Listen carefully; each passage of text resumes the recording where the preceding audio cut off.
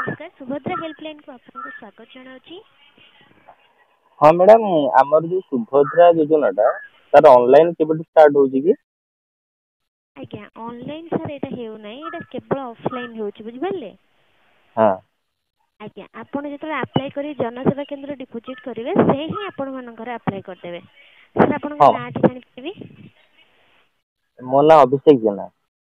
अभिषेक जेना। हम्म, आज्ञा सर को डिस्ट्रिक्ट रो कहउछन्ती? पूरी डिस्ट्रिक्ट रू कहउतले। आज्ञा सर, सर आपन परिवार जो महिला अप्लाई करिया पई चाहुचन्ती तांको नाटी मु जानि पारिबे? शैलबाला जेना। शैलबाला जेना। हम्म, आज्ञा सर तांकर बयस? बयस 52-53 53। आज्ञा सर, सर आपनकर से संपर्क रे कोन हेबे जानि पारिबे? बोउ। आज्ञा सर आउ किछि सूचना चाहुचन्ती? हाँ मु कहथि जो आमे ऑनलाइन जो देबा सेटा नै कि सेटा केबुटू माने ऑनलाइन केबुटू अप्लाई स्टार्ट हो? आज्ञा सर अप्लाई डेट तो स्टार्ट हे जे सेप्टेम्बर 1 तारिख रु बुझि पारले। आज्ञा सेटा सिना आपण अंगनवाड़ी फॉर्म देउला ऑफलाइन फॉर्म टा। आज्ञा हाँ आज्ञा तो सर आपण हमर ऑनलाइन टा केबे स्टार्ट हो? आज्ञा आपण जेतेबेले फिल अप करि सारुचंती आपण जो समय रे चाहेबो अंगनवाड़ी केंद्र जदी डिपॉजिट करि दउचंती तो आपणकर हाँ यथा शीघ्र अप्लाई हो जिवो बुझि पारले। हाँ ना आज्ञा ना आपण अंगनवाड़ी केंद्र वाला तो आमको कहले कि मो सेवा केंद्र कि जनसेवा केंद्र जोठी जाई गोटे अप्लाई कर दबा। आज्ञा हाँ मु से कथा कहूची से माने कहउचंती कि बर्तमान हमर ऑनलाइन पोर्टल आउरी स्टार्ट हेनी सेटा केबुटू आज्ञा स्टार्ट हो? क्षमा चाहूँगी सर जनसेवा केंद्र को नहीं आम पाखे कौन इनफर्मेशन ना से जदि कहते आपन को आमर वेबसाइट स्टार्ट ହେଇନି तो आपन किसी दिन वेट करंतु जो दिन से तांकर वेबसाइट स्टार्ट हो जिवो आपन जाई ऑनलाइन अप्लाई करि परिबे बुझ पाले। हाँ आउ आज्ञा सर कहंतु सुभद्रा योजना जो हमर किस्तीटा केबे मिलिबो माने अप्लाई हला पर केबे आज्ञा किस्ती मिलिबो?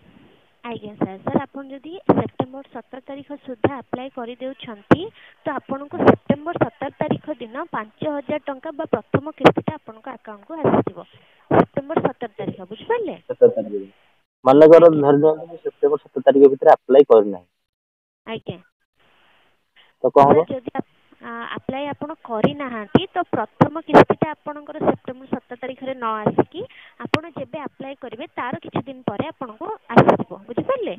माने तार आपन गोटे कोन डेट बाहारिबो? आज्ञा सेमति तार भी सर सेम फॉर्म मिलिबो आपन जेबे चाहिबे 5 वर्ष भितर अप्लाई कर परिबे बुझ पाले। हाँ करि परिबी तो मते जो आज्ञा सेकंड किस्ती माने जो लोकटा 17 तारिख दिन फास्ट किस्ती पाई गला आज्ञा से जेतले सेकंड किस्ती पाइबो सेते बेले को आज्ञा मते फास्ट किस्ती मगर मु 17 तारिख भितर पकेइनी तो सेते बेले को मते फास्ट किस्ती और सेकंड किस्ती दिटा मिक्स मिलिबो सेकंड किस्ती ना कोन केमिति? नाଇଁ सर निश्चिंत आपन को आपन जेबे अप्लाई करिवे सेबे ठाରୁ आपनकर फास्ट किस्तीटा धरा जिवो बुझ पाले। जदि अच्छा आपन अच्छा 17 तारिख माने गोटे पूର୍ବरु गोटे लोक करिवे सेकंड किस्ती पाइला टाइम रे सेटा फास्ट किस्ती पाइबी से भलिया तो?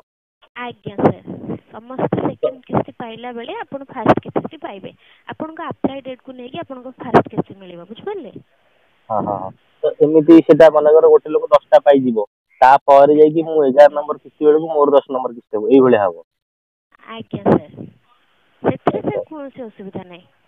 हाँ आउ मु आउ गोटे କଥା जानिବାକୁ चाहूची କୁହନ୍ତୁ ମନେକର ମତେ ବର୍ତ୍ତମାନ 69 ବର୍ଷ ହେଇଛି ଆଜ୍ଞା 69 ବର୍ଷ ବର୍ତ୍ତମାନ ମୁଁ ଏ ବର୍ଷ ଆପ୍ଲାଏ କଲି ଆଜ୍ଞା ମତେ ତ ଆର ବର୍ଷ 60 ହେଇଯିବ ନା ଆଜ୍ଞା ତାହେଲେ ତ ମତେ ଆଉ ସମ୍ପୂର୍ଣ୍ଣ ସବୁ କିସ୍ତି ମିଳିବନି ମତେ ଟୋଟାଲ ଦିଟା କିସ୍ତି ମିଳିବ ତ ନା କେମିତି କଣ? ଆଜ୍ଞା ଆପଣଙ୍କୁ 60 ବର୍ଷ ପର୍ଯ୍ୟନ୍ତ ଯେତିକି ଆପଣଙ୍କୁ ମିଳିବା କଥା ସେତିକି ମିଳିଯିବ ବୁଝିପାରିଲେ। ଷାଠିଏ କ୍ରସ କରିଗଲେ ଆଉ ମୁଁ ଆପ୍ଲାଏ ଇଲିଜିବୁଲ ହେଇପାରିବିନି? ନାଇଁ ସାର୍ ସାର୍ ଏଇଟା ବୟସ ସୀମା ରହୁଛି ଆମର 21 ରୁ 60 ବର୍ଷ ମଧ୍ୟରେ 60 ଉପରକୁ ନୁହେଁ। ସେଇ ଭିତରେ ହିଁ ଆପ୍ଲାଏ କରିବା ପାଇଁ ପଡିବ। ଆଜ୍ଞା ସାର୍ ଆଉ ମୁଁ ଜାଣିବାକୁ ଚାହୁଁଥିଲି କଣ କଣ ଡକ୍ୟୁମେଣ୍ଟ ଏଥିରେ ଆବଶ୍ୟକ ପଡୁଛି? ଆଜ୍ଞା ସାର୍ ସାର୍ ଆପଣଙ୍କର ଡକୁମେଣ୍ଟ ଆବଶ୍ୟକ ହେଉଛି କେବଳ ସାର୍ ଦୁଇଟି ଡକୁମେଣ୍ଟ ଆଧାର କାର୍ଡର ଜେରକ୍ସ ଏବଂ ବ୍ୟାଙ୍କ ପାସବୁକ୍ର ଜେରକ୍ସ ନେଇ ଆପଣ ଡିପୋଜିଟ୍ କେନ୍ଦ୍ରରେ ଡିପୋଜିଟ୍ କରିଦେବେ ବୁଝିପାରିଲେ। କିନ୍ତୁ ସାର୍ ଆପଣଙ୍କର ଇମ୍ପୋର୍ଟାଣ୍ଟ ରହୁଛି କି ଆଧାର କାର୍ଡରେ ଯେଉଁ ଫୋନ୍ ନମ୍ବରଟି ରହୁଛି ଆପଣଙ୍କର ବୁଝିପାରୁଛନ୍ତି ହଁ ହଁ ସେହି ଫୋନ୍ ନମ୍ବରଟି ବ୍ୟାଙ୍କ ଆକାଉଣ୍ଟରେ ମଧ୍ୟ ରହିବା ଦରକାର। ହଁ ହଁ ଆଜ୍ଞା ନହେଲେ ପ୍ରୋବ୍ଲେମ ହବ। ଆଜ୍ଞା ସାର୍ ନିଶ୍ଚିନ୍ତ। ହଁ ହଁ ହଁ ଆଉ ସେଇଥିରେ ଆଜ୍ଞା କିଛି ମାନେ ଇନକମ ସାର୍ଟିଫିକେଟ କି ରେସିଡେଣ୍ଟ ସାର୍ଟିଫିକେଟ ଏମିତି କିଛି ଦରକାର ପଡୁନି ନା? ନାଇଁ ସାର୍, ଅନ୍ୟ କୌଣସି ଡକ୍ୟୁମେଣ୍ଟର ଆବଶ୍ୟକତା ହିଁ ନାହିଁ, ବୁଝିପାରିଲେ? କେବଳ ଆଧାର କାର୍ଡ ଏବଂ ଆଜ୍ଞା, ବ୍ୟାଙ୍କ ବ୍ୟାଙ୍କ ପାସବୁକ୍। ପାସବୁକ୍। ଆଜ୍ଞା ଆଉ ସେଇ ଦି ଜାଗାରେ ଗୋଟିଏ ନମ୍ବର ଲିଙ୍କ ଥିବା ଆବଶ୍ୟକ। ଆଜ୍ଞା। ଆଉ ଗୋଟେ କୋଶ୍ଚିନ୍, ଆଉ ମୁଁ କୁହନ୍ତୁ। ଶୁଣିବାକୁ ପାଉଥିଲି ସ୍ୱାମୀ ନା ନହେଲେ ବାପାଙ୍କ ନାଁ ରହିବା ଆବଶ୍ୟକ ସେଥିରେ? ଆଜ୍ଞା। ମାନେ ସ୍ୱାମୀ, ମନେକର ମୁଁ ଗୋଟେ ମ୍ୟାରେଡ୍ ପର୍ସନ, ତ ସେଥିରେ ସ୍ୱାମୀ ନାଁ ରହିବା ଆବଶ୍ୟକ? ଆଜ୍ଞା, ଯଦି ଆପଣ ଯେଉଁ ମହିଳା ଆପ୍ଲାଏ କରୁଛନ୍ତି ସେଇ ମହିଳା ଯଦି ବିବାହିତ ହେଇନାହାନ୍ତି ତାହେଲେ ତାଙ୍କର ପିତାଙ୍କ ନାଁ ରହିବା ଦରକାର, କାହିଁକି ନା ପିତା ହେଉଛନ୍ତି ତାଙ୍କର ପରିବାରର ମୁଖ୍ୟ। ଯେହେତୁ ସେ ହଁ ବିବାହ କରିଦେଇଛନ୍ତି ତାହେଲେ ତାଙ୍କ ସ୍ୱାମୀ ବା ପରିବାରର ମୁଖ୍ୟ ସ୍ୱାମୀର ନାଁ ରହିବା ନିହାତି ଦରକାର, ବୁଝିପାରିଲେ? ନଥିଲେ ତା କଣ ଆମେ ମାନେ ଆପ୍ଲାଏ ହେଇପାରିବନି ନା କଣ? ନାଇଁ ସାର୍, ନଥିଲେ ଆପ୍ଲାଏ ହେଇପାରିବନି, କାରଣ ଆପଣଙ୍କୁ ଫର୍ମ ଆସିଲେ ଫର୍ମ ଫିଲ୍ଅପ୍ ବେଳେ ଆପଣଙ୍କୁ ଆସିପାରେ ପରିବାରର ମୁଖ୍ୟ ଆଧାର ଅନୁଯାୟୀ, ମାନେ ଆଧାର ଅନୁଯାୟୀ ଆପଣଙ୍କୁ ପରିବାରର ମୁଖ୍ୟର ନାଁ ପକେଇବା ପାଇଁ ପଡିପାରେ, ବୁଝିପାରିଲେ? ଆଚ୍ଛା ଆଚ୍ଛା ଆଚ୍ଛା। ଆଜ୍ଞା, ଯେହେତୁ ଆପଣଙ୍କର ଯଦି ନାଁ ନାହିଁ ସ୍ୱାମୀ ହୁଁ। କିମ୍ବା ପିତାଙ୍କର, ସେ ମହିଳା ଯଥା ଜନସେବା କେନ୍ଦ୍ରରେ ନାଁ କରେକ୍ସନ କରିନେବେ। ଓହୋ, ଏଇ ଭିତରେ କରେକ୍ସନ କରିବାକୁ ପଡିବ ଆଧାର କାର୍ଡ ଟାକୁ? ଆଜ୍ଞା ସାର୍, ନିଶ୍ଚିନ୍ତ। ହୁଁ ହୁଁ। ସାର୍, ଆଉ କିଛି ସୂଚନା ଚାହୁଁଛନ୍ତି?